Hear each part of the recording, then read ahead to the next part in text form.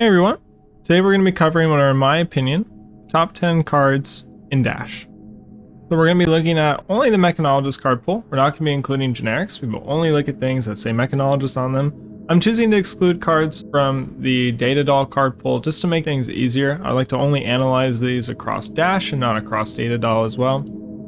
So coming around the gate, we're going to start number 10 with Throttle. All of the colors, honestly, although red definitely feels the strongest. The fact that it's just simply a 2 cost for a 6 with Go Again, that also blocks for 3, it's just extremely powerful. It feels great into the mid-range list because you can just simply keep it and just throw it back at your opponent off of a 2-card hand. You don't even need to boost if you're worried about your pistol items.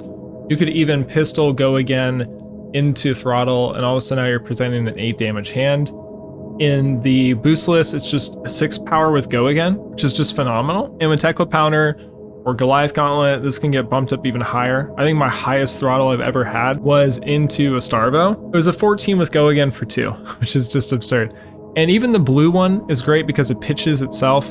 And then when you redraw it later and your opponent's extremely low, it's a 4 attack. So that even comes in on a break point. So I really have no complaints about Throttle. The only reason why it's slower is just because it is a vanilla attack, which is kind of the theme across all of the Mechanologist cards. There's not a whole lot of very relevant on hits. We'll see 2 vanilla attacks in this list, and then we're just never going to see any more attacks. It's a bit of a spoiler, but also it sort of makes sense. I mean, these are just raw damage, and in Dash, these cards are very strong, but it's hard when they just start to become outclassed by some of the other things in the card pool, which is a good thing. So jumping right into number 9, we have our other attack in the list, which is going to be 0 to 60. All the colors, obviously, are all great. The red one specifically, once again, it's because it fits a lot of the needs of the card. It's very aggressive. It can be played on a smaller hand. It can even be played on a 1-card hand, and you can just throw it at your opponent for 4. And if you're playing an aggressive list, it can get bumped up by counters, obviously. And so it's just versatile. It enables high octane turns extremely well because not only does it give you the additional action points to pistol, but the card itself is also strong. A lot of my pivot turns, regardless if they're in Blitz or in CC, usually come down to a combination of high octane in 0 to 60 or 0 to 60 into maximum velocity. Like, these really let those turns break the 20 damage ceiling extremely easily, and so it would be a mistake not to include them somewhere on this list. So in number 8, we have Tecla Foundry Heart. This card is extremely strong, mostly for its block value. Where it starts to fall apart a little bit is that there are 2 versions of Dash that are sort of in existence right now, at least as of the time of recording this, which is just a few weeks before Uprising is coming out. And so you have this aggressive boost list that is just trying to push as many cards as possible, attacking your opponent, trying to get their life as low as quickly.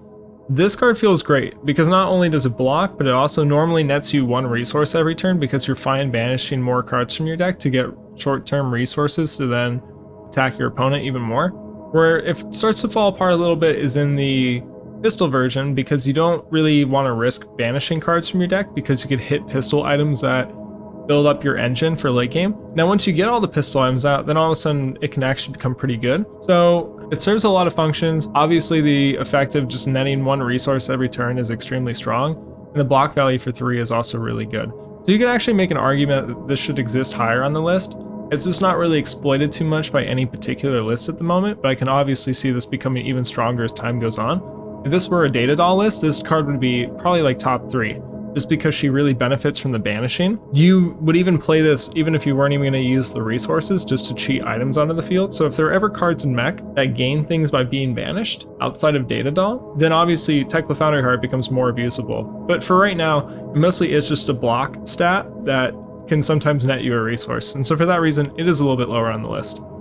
Coming in at number 7, we have Tecla Core. Now this card is just really strong because you're able to play it on a 1-card hand. Let's say you had a bad off turn and you just wanted to block with 3 cards. You can then just play this on your own turn, and then the next 4 cards you draw can actually be enabled even more by Tecla Core. You're able to tutor it for 0 off of Sparco Genius and refill your arsenal. It gives you 4 resources over 2 turns. It just enables a lot of stuff. It enables high octane turns to be even more explosive. It's just a great card. It pitches for 3. The only downside, of course, is that it doesn't have a block value. If it had a block value, this card would be insane. But unfortunately, that is sort of the balance consideration that LSS has when designing items, is that they don't have block values. A lot of these cards are not going to have block values.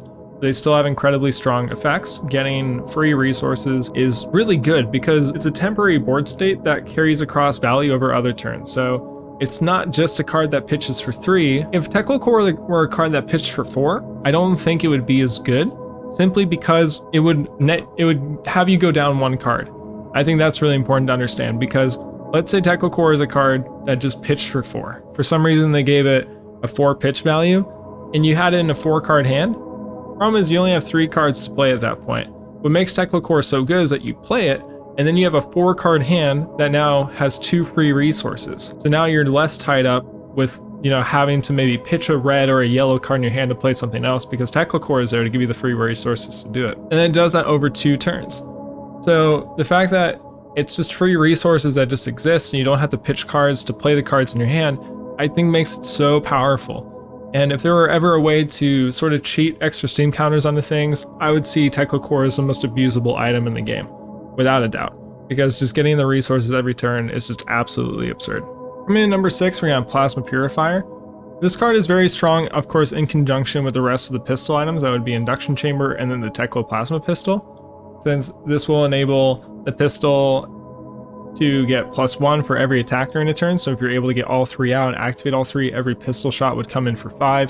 This card obviously enables what we understand is the mid-range sort of control pistol list of dash, depending on how you want to define it or how you play it. If you'd prefer to play it more aggressively, or if you like to really sort of be defensive until you find all these items.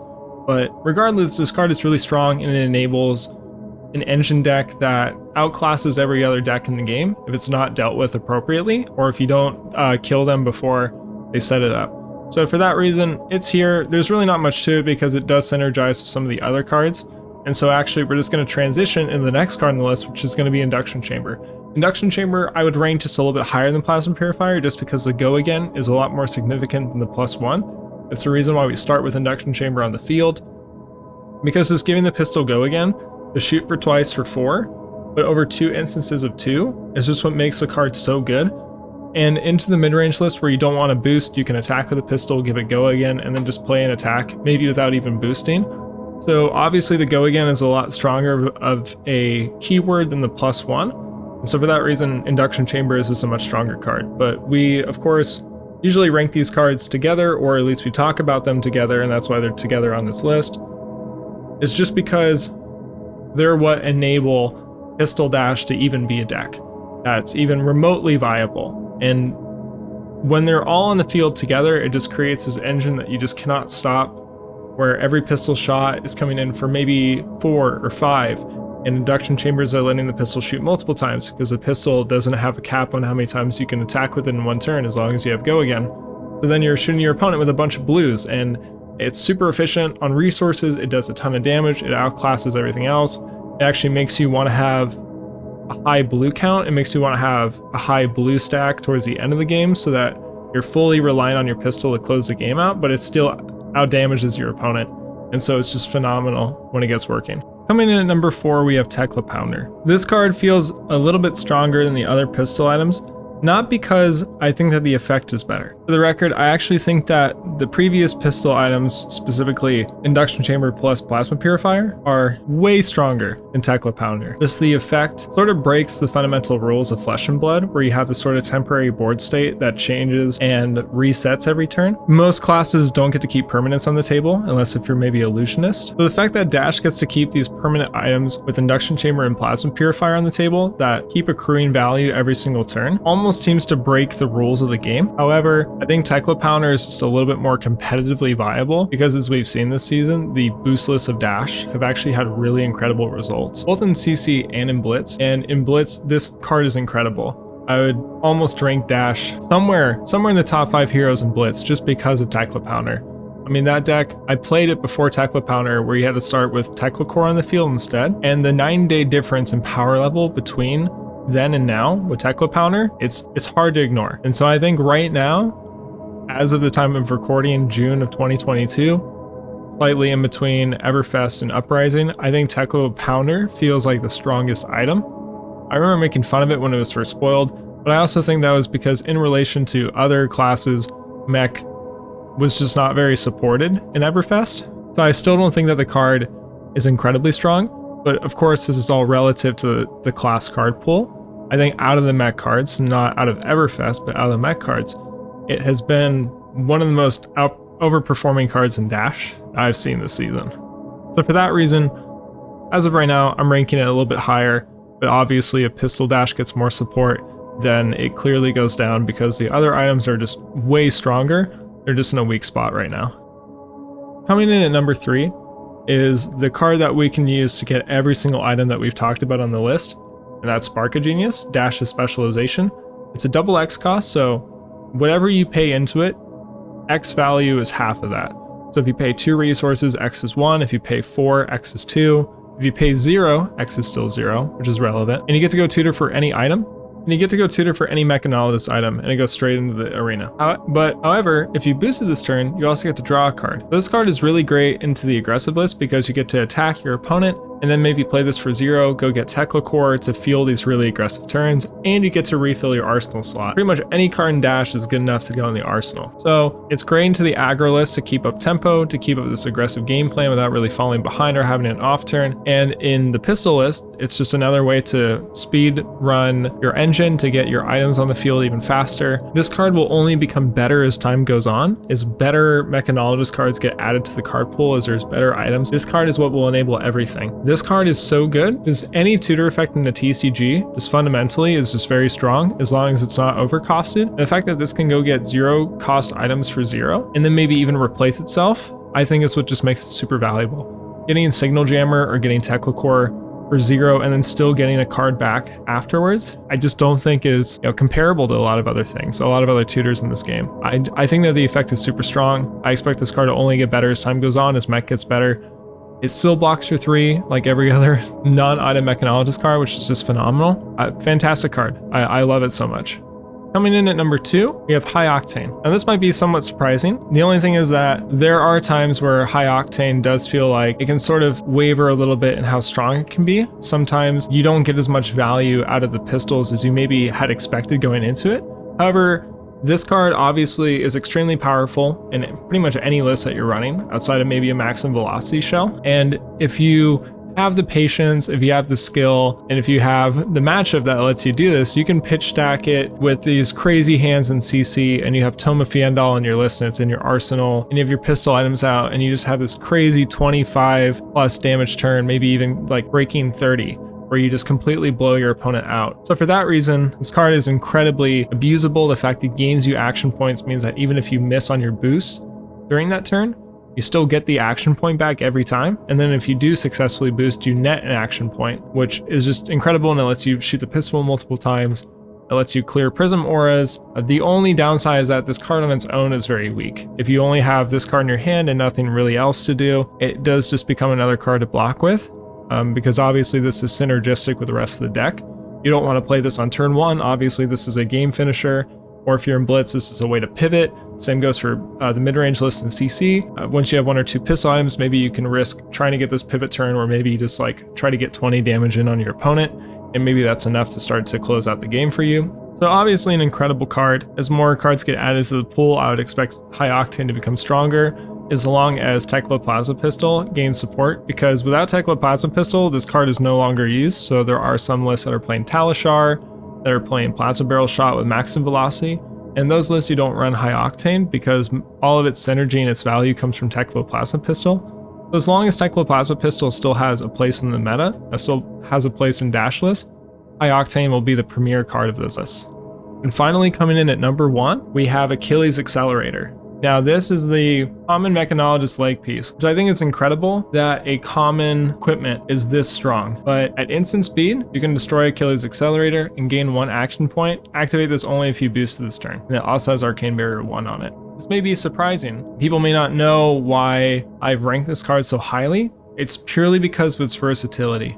It has so many applicable options. Every single Blitz game, every single CC game that I have played, even after playing this hero constantly for about half a year now, because I came in during Aria, shortly after the Aria release, so just like I think a few weeks before Christmas of last year, so holiday season. So I've been playing this game for about half a year, and I picked up Dash relatively early. That's why we built the whole channel off of this hero. Every single game, even today, I think even yesterday, I was testing into the Uprising heroes. I was like testing the Dromai. I always ask myself after every game is done, was that the best time to break Achilles Accelerator? Like, this action point that you gain on the card is so important and can completely change games for you in ways that you do not like expect or like even understand. I mean, for instance, if anyone had watched, it was a long time ago, but it was the skirmish finals where I played against Mattiasrj and I won the skirmish. I won only because of Achilles Accelerator, where I had boosted, I attacked them with a pistol, and I baited them into going into a lethal range for payload, and then I broke the Achilles Accelerator to keep the chain open after the pistol shot, and then payloaded for lethal. Or you can, there are just so many instances where this will either secure you a win, it'll secure you tempo in a game, and your opponent has to block out until eventually you find enough damage to go over the top of their defenses and win. It can buy you out of a bad position or a possible mistake that you've made. So for instance, if you miss a boost, if Prism successfully plays an Arclight Sentinel against you, if you need to clear multiple auras, you want to push multiple attacks that don't have go again. So if you want to play two Overblast, for instance, and not close the chain to get maximum value out of both. If you're playing into Guardian and you want to play maximum velocity and you boost 3 times, and then you can break Achilles Accelerator, and then you can barrel shot for 4 afterwards without breaking the chain. Like, this card is phenomenal. This card never feels like it has a dull moment in any dash list in any moment throughout the game. And the entire game you're going to be asking yourself, like, is this the best time to break it? Oh, I just played my Overblast. Do I want to break this, and do I want to barrel shot? Or, oh, I have 2 payloads. Do I want to play both in one turn and really secure damage? Or I played a maximum velocity. Can I play a second one? You know, like, this card, the ceiling is just it's boundless. There is no ceiling. This card will always be relevant. It'll always have something to do. If it's ever outclassed, I would be extremely surprised. And I also hope that they don't outclass this card, because Mech needs arms. It does not need new legs. So this card is phenomenal. Mech needs a new helm. It needs a new arm. Like, I would be very sad if they chose to maybe print new legs in the next set, just because the strength of this card is incredible. And the Arcane Barrier 1 is just like extra stuff thrown on top. The fact that, you know, you can just play this in Null Rune Gloves into any Rune Blade.